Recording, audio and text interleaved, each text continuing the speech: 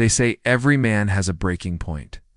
Mine came the morning my daughter finally smiled again, right before someone took that smile away. It was early spring. Mist was rising off the lake behind our house, and the air smelled of pine and wet soil. My daughter Lily sat beside me on the old cedar dock, her fishing rod balanced between her knees. It was the first time since her mother's funeral that I'd heard her laugh. I remember thinking maybe, just maybe, we were healing. Then came the sound of heels clicking on gravel. "Excuse me," sharp voice cut through the still air. "Are you aware this is a private lake?" I turned to see a woman marching toward us, neatly dressed in tennis whites, sunglasses perched like armor. She carried a tablet like it was a weapon. "Morning," I said politely. "Just fishing with my daughter." Her eyes swept over our rods, the small tackle box, and the thermos of cocoa beside Lily's boots. "Fishing," she repeated, as though I'd confessed to vandalism. "That's a violation of HOA Regulation 14B. You'll receive a fine of $500. Lily froze. "Dad, did we do something wrong?" I squeezed her shoulder. "No, honey, we didn't." The woman's smile was thin. "Rules are rules. The lake is off limits for all recreational activity unless authorized by the board. I'm Margaret Cole, president of the Lakeshore HOA." She said it like it meant something sacred. I stood up slowly. "When we bought this place, the realtor said the lake was one of the community perks." Margaret tapped her tablet. "That was amended last month. Environmental safety, liability, aesthetics, you wouldn't understand. Please check your email for official notice." I almost laughed. "Email? We moved here 6 weeks ago. I haven't received a thing." Her tone cooled. "Then perhaps you should check your spam folder. We expect residents to stay informed." Lily's eyes were glossy now. She looked at me the same way she had in the hospital after her mother's last breath, confused, small, hurt by something she didn't deserve. I wanted to tell Margaret where she could shove her regulations, but I bit my tongue. "Fine," I said quietly. "Send me the details." She smirked, turned on her spotless white sneakers, and walked off every step like a gavel hitting stone. That night, I sat on the porch, my father's old mug in hand, watching the lake glimmer under the moon. My dad used to say, "Some people collect power the way others collect debts. They always expect you to pay." The next morning, started digging. That evening, I couldn't sleep. Every time I closed my eyes, I saw Lily's face when that woman humiliated us. So around midnight, I opened my laptop and started reading every HOA document I could find. The deeper I dug, the worse it got. The so-called Lakeshore Association wasn't protecting the community. It was protecting Margaret Cole's real estate company. Every violation fee, every beautification project, somehow ended up boosting her business next morning. I met my neighbor, Mr. Henderson, a retired attorney, while he walked his golden retriever. When I mentioned Margaret, his grin faded instantly.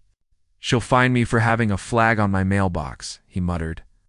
Said it disrupted visual uniformity. Been running this place like her own kingdom? He invited me over for coffee that afternoon.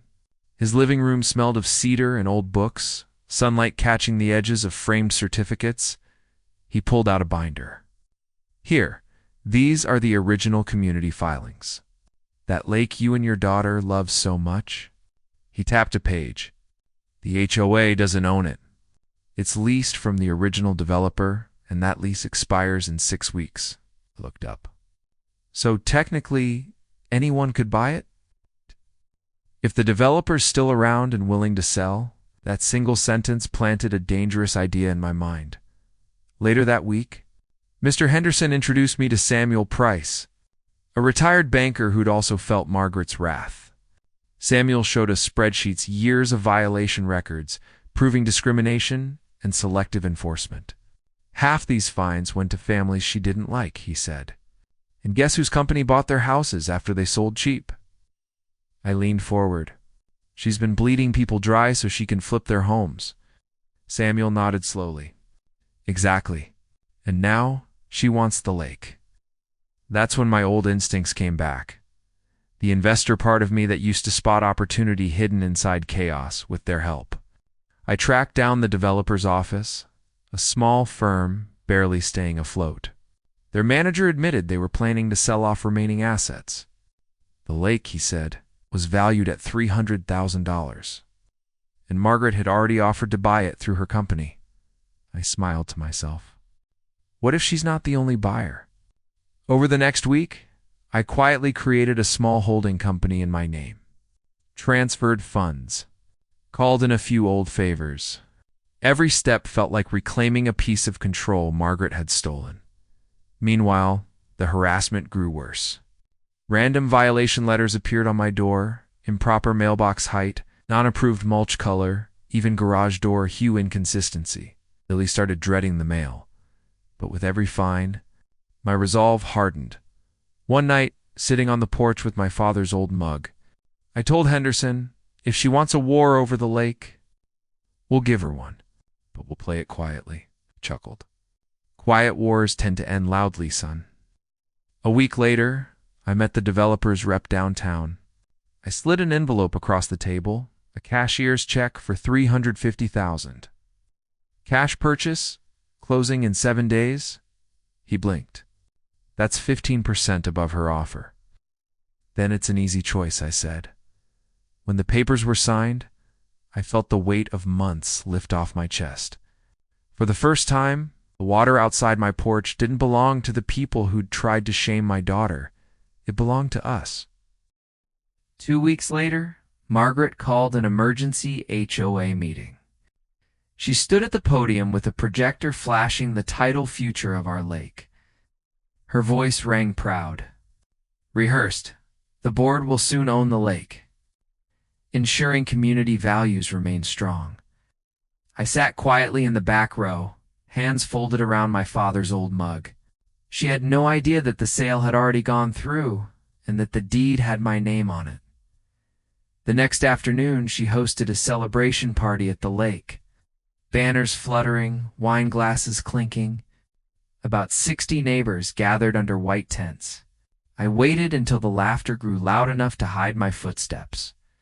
Then I walked to the small stage, nodded to the local officer standing by, and spoke into her microphone. Good evening, everyone. Quick announcement before sunset. This lake you're standing beside? It's under new ownership.